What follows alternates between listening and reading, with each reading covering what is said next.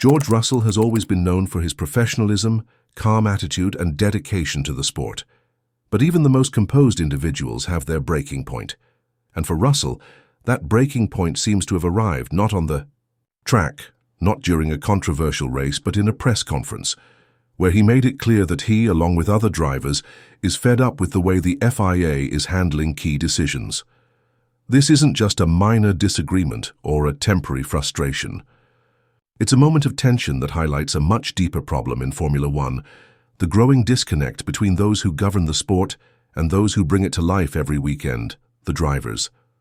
The latest spark in this ongoing conflict was a new set of rules introduced by FIA President Ben Sulayem. At the heart of these rules is a crackdown on swearing and what the FIA calls harmful public acts in motorsport. On the surface, these rules may seem like an effort to maintain professionalism and uphold the image of Formula One. But when you take a closer look, the way these regulations are being enforced, and more importantly, the way they were introduced, without input from the drivers, reveals a troubling trend. One of the most controversial aspects of these new rules is the severe punishment attached to them. Drivers could now face fines of up to $101,400 for using bad language in public. That's not a small penalty. And to make things worse, the FIA even suggested that drivers could be suspended or lose championship points for such infractions. It's a dramatic shift in tone from the governing body, and it didn't take long for the drivers to react. Max Verstappen, the reigning world champion and one of the most outspoken personalities on the grid, was the first to feel the weight of these new regulations. During a press conference in Singapore last season, Verstappen let a few words slip. Nothing. Out of the ordinary for someone who just gave everything on the track. But instead of a quiet warning or a private conversation, the FIA handed Verstappen a community service punishment. At the time, it seemed like an isolated incident, maybe even an overreaction. But now we know it was only the beginning. What followed was a series of new rules from the FIA, each one appearing more focused on controlling drivers' conduct, both on and off the track. These weren't just rules about how drivers behave during a race or how they interact with officials. They stretched into press conferences, interviews, social media, and even how drivers carried themselves in their personal lives. The message from Ben Sulayem and his team was loud and clear. Step out of line and you'll pay the price. But for the drivers, this approach felt not only excessive, it felt personal. They weren't just upset about the penalties or the restrictions. They were angry that these changes were being made without any consultation. No one had asked them for their input. No one had considered how these rules might affect the way they engage with fans, with the media, or even with each other. It was a one-sided decision, and the people most affected by it, the drivers, had been left completely out of the conversation. That's where George Russell comes in. As the head of the Grand Prix Drivers Association, Russell carries the responsibility of representing his fellow drivers. He's not known for being confrontational, but when he believes something is wrong, he doesn't stay silent. And in the lead-up to the Miami Grand Prix, Russell had a chance to speak publicly about the FIA's controversial rules, and he didn't hold back. In a press conference, Russell addressed the issue head-on. When asked about the FIA's statement that they were considering making changes to the rules, he responded clearly and directly. Yes, he said, it's nice that they're thinking about it, but that's not enough. The drivers want action. They want real, meaningful changes, not just vague promises and soft words. Russell made it clear, until something is actually done, until the rules are adjusted to reflect the concerns of the drivers, all the talk in the world won't mean anything. Russell's comments weren't just a critique of the rules themselves. They were a powerful statement about trust. The drivers need to trust that the people in charge of Formula One understand their role. They need to believe that their voices are heard and that their concerns are respected. But right now, that trust is being tested, and for many it's already broken.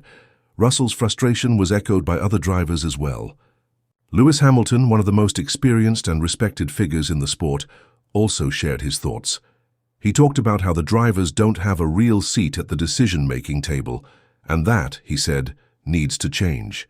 In his view, the drivers should have more influence, especially when it comes to rules that affect their day-to-day lives. They are, after all, the ones who represent the sport to the world. They are the ones fans come to see, and they are the ones who take the risks. Hamilton's comments carried weight, not just because of who he is, but because they reflected a growing feeling in the paddock. The drivers feel like they're being treated like children, scolded for using strong language, warned for expressing their opinions, punished for being themselves. And all of it is being done in the name of professionalism or image. But the truth is, Formula One's appeal doesn't come from perfect behavior or clean language. It comes from passion, from emotion, from the raw, unfiltered reactions of drivers who give everything on the track and aren't afraid to show it. The fans know this. They connect with drivers because they see their personalities. They hear their frustrations. They understand their triumphs and heartbreaks. When a driver lets out an emotional outburst after a tough race, it's not a sign of weakness. It's a reminder that these are real people, competing in one of the most intense sports in the world, and that's what makes F1 so compelling. By trying to control every word, every gesture, every aspect of a driver's public life, the FIA risks turning the sport into something it was never meant to be: cold, polished, and lifeless. And as Russell pointed out, words are not enough. What the drivers want, what they need, is action. Ben Sulayem did eventually respond to the criticism. After weeks of backlash from drivers and fans, he issued a public statement. In it, he said that the FIA was listening to feedback and considering changes. He claimed that the governing body would work collaboratively with drivers to build a better future for the sport. On the surface, it sounded promising, but for many it felt like too little, too late. Russell didn't seem convinced. "We want to see these things put into action," he said, "not just hear that they're being considered." That statement summed up the mood perfectly. It wasn't about nice words or social media posts. It was about real, concrete steps. And until those steps were taken, the drivers weren't going to back down. This growing divide between the FIA and the drivers is not just a side story in Formula One. It's a central issue that could shape the future of the sport. If the governing body continues to impose strict rules without consulting the drivers, it could lead to a serious rift. And in a sport where unity and collaboration are essential, that kind of tension is dangerous. The drivers are not just employees or performers. They are the heart of the sport. Without them, there is no F1. And when they start to feel like they have no voice, like they are being sidelined or ignored, the entire foundation of the sport begins to shake.